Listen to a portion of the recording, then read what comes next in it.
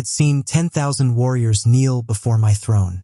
Not one of them had ever made me feel anything except bored. Then the human walked in, and everything changed. My name is Empress Valeria of the Dravosi Dominion. I rule 17 star systems, for 100 billion subjects, and an empire so old that most civilizations had not yet learned to build fire when my ancestors were already mapping the stars. I was not supposed to notice the human. He was not even supposed to be in the room. The selection of consort was the most sacred ceremony in Dravosi tradition. Once per generation, the Empress was presented with the finest warriors from every allied species. The Karathi entry was 7 feet tall with 4 arms and 14 championship victories. The Velnari representative had iridescent wings and had never lost a fight. 17 champions, each one extraordinary. And then, somewhere in the middle of the procession, there was a human. He was not tall. He wore no ceremonial armor. He had a scar running from his left temple to his jaw that no one had bothered to conceal. He stood in line looking around the hall the way a person looks at a room they are trying to understand rather than impress. I noticed him immediately. My chief advisor, Marcus, appeared at my shoulder. The human should not be here. Administrative error. I have arranged for his quiet removal after the formal presentation. What is his name? I asked. Commander Ethan Cross. He accepted the invitation without fully understanding what it was. I looked back at the human. He had stopped examining the ceiling and was now looking directly at me. Not with reverence, not with submission. He was looking at me the way one looks at something genuinely interesting. I had not been looked at that way in a very long time. Leave him in the line, I said. The formal presentation proceeded.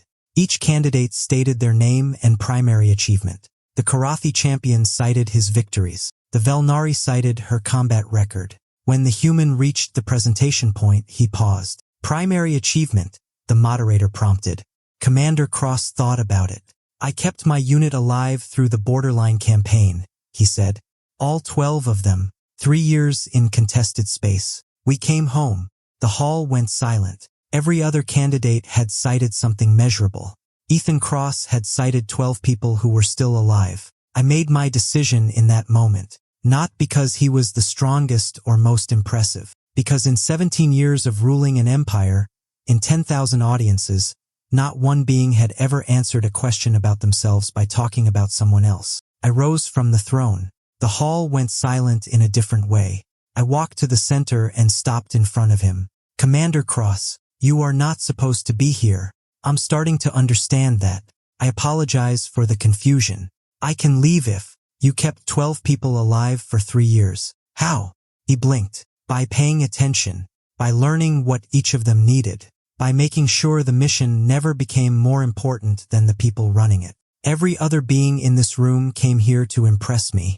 You came by accident, answered a question about yourself by talking about other people, and are trying to talk me out of choosing you. In 17 years, no one has tried to talk me out of anything. That should probably concern you. It does. It also interests me considerably. I turned to face the hall. The selection is made. Commander Ethan Cross of the human species is named Imperial Consort of the Dravosi Dominion. The silence broke into sound. Marcus made a noise of pure disbelief. The Karathi delegation began protesting.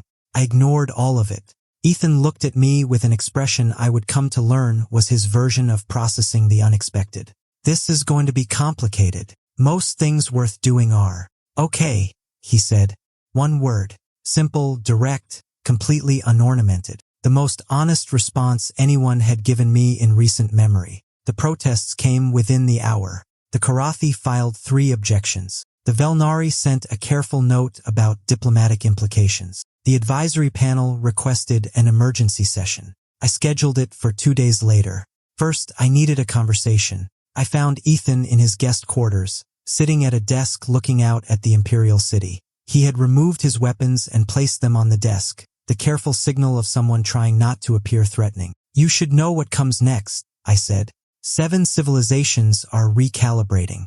3 have filed protests. The Karathi champion's honor code requires him to challenge my choice formally. He absorbed this. How do you normally handle this? It has never happened before. I am navigating it the same way you do, by paying attention and making sure the mission does not become more important than the people running it. He almost smiled. You were listening carefully. I listen carefully to everything. It scales infinitely. He leaned back. Why does it matter that no one tries to talk you out of things? An empress with absolute authority shouldn't expect pushback. An empress who expects no pushback stops being able to tell the difference between good decisions and comfortable ones. Comfort is how empires stop growing. So you chose me because I argued with you. I chose you because you talked about 12 other people when asked about yourself, and then tried to protect me from my own decision. No one in my court protects me from anything. They protect themselves from me. There is a difference. The silence that followed was quieter than ceremony. This is still going to be complicated, he said. Yes, then we figure it out together. Together, I agreed. The advisory panel audience happened on the second day. Marcus had organized their arguments well. The central point, choosing an unallied species, sent a signal that established alliances were less secure. The analysis is correct, I said. The diplomatic effort required will be substantial. I am aware. Then you understand our concern, Empress. I understand it. I do not share it. What threatens 17 star systems is an Empress who makes decisions based on what is easiest to defend rather than what is correct. The decision stands. What I need from this panel is your expertise applied to making it work. Are you able to do that? Marcus looked at me for a long moment. Yes, he said. He meant, I disagree, I have been heard, and I will now solve the problem anyway. I had chosen my advisors well.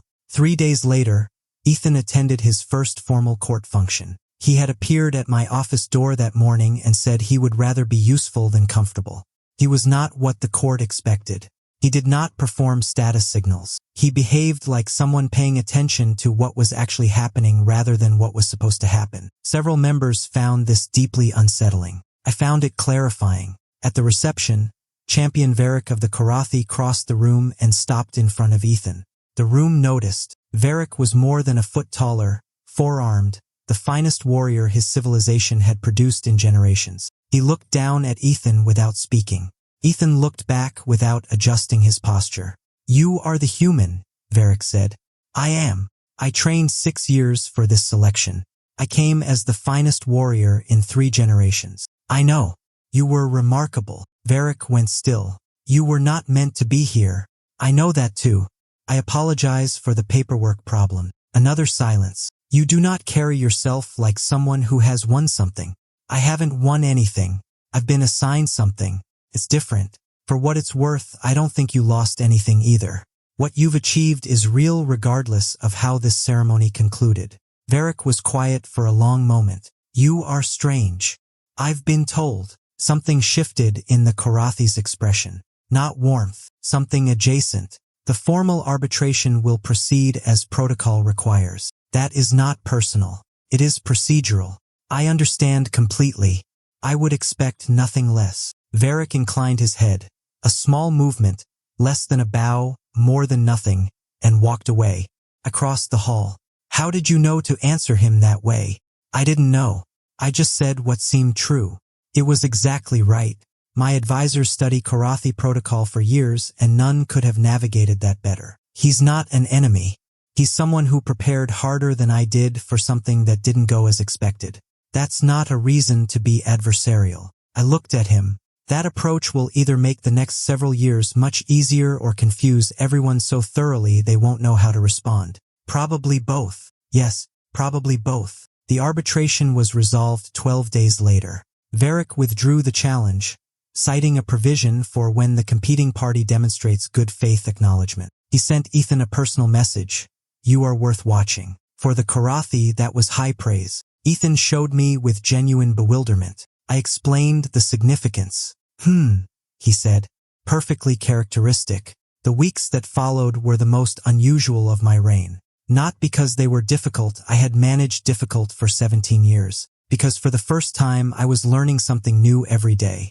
Not about politics. About the way a person with no interest in performing importance carries himself through a room full of people performing it. About how someone trained to keep people alive evaluates problems differently than someone trained in an imperial advisory panel. About how honesty lands when it comes from someone with no reason to perform it. I had always been alone in the particular way that comes with absolute authority, the the isolation of being the person everyone else orients around. For the first time, someone was not orienting around me.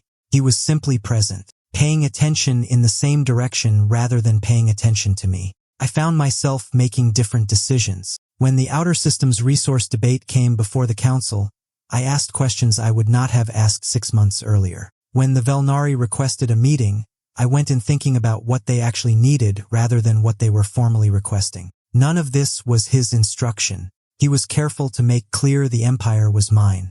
But being around someone who genuinely pays attention changes how you pay attention yourself. At the formal ratification ceremony, the chamber was fuller than it had been in a generation. Every allied civilization sent senior representatives. The gallery was packed. I went through the protocols with 17 years of precision. Then it was his turn to speak. Ethan looked out at 17 civilizations and the full weight of the most powerful empire in the known galaxy. I want to be honest with you. I don't fully understand everything I've agreed to. I will spend a lot of time being confused and asking obvious questions. I will get things wrong. I will apologize and try to do better. And I will pay very close attention to what matters, because that is the only thing I know how to do that actually works. He paused. The Empress trusted me with something I did not seek. I intend to be worth that trust, not by being what anyone expected. I'm clearly not that, but by being present, honest, and genuinely useful when it matters. He stopped. He had nothing more to add, so he added nothing. The hall was quiet in a way it had never been quiet. Then, from the gallery, Champion Varric began a slow rhythmic striking of his 4 hands together, the Korathi expression of genuine respect. One by one, other sounds joined it, different rhythms from different species, but the same current underneath. I looked at Ethan standing in the formal chamber of the most powerful empire in existence, in practical clothes, having given the most unpolished ratification address in 400 years. I thought about the selection hall, about rising from the throne too early, about whether I had understood what I was choosing. I had not fully, but I understood something then. An empire this old accumulates gravity, pulls everything toward the center and calls that stability. It grows comfortable in its own weight and calls that strength. It stops asking whether its way is the only way and starts calling its habits tradition. I had been born into that gravity. I had governed within it. I had done it well by its standards. I had never thought to question what it looked like from outside. A human soldier walked into my selection hall by administrative error, talked about 12 people when asked about himself, and tried to protect me from my own decision. He had introduced a variable my empire's gravity could not account for. That was exactly what I had chosen. Not a warrior, not a champion, not the strongest or fastest or most decorated. Person who paid attention, who kept people alive, who told the truth even when it was less impressive, who looked at an alien empress and treated her like someone worth engaging honestly rather than impressing strategically. The sounds in the hall continued. Ethan looked at me across the chamber with that expression I had come to know, interested, genuine, present. I nodded once. He nodded back. Somewhere in the gallery, Marcus was revising his assessment. 7 civilizations were recalibrating. The Korathi champion was making a sound of respect. The empire continued, just slightly differently than before. I thought that was probably what empires needed most and got least. Something that refused to be entirely accounted for. Something that paid attention. Something that, when asked to describe its greatest achievement, talked about the people around it. We would figure out the rest as we went. For the first time in 17 years of absolute authority, I was genuinely looking forward to what came next.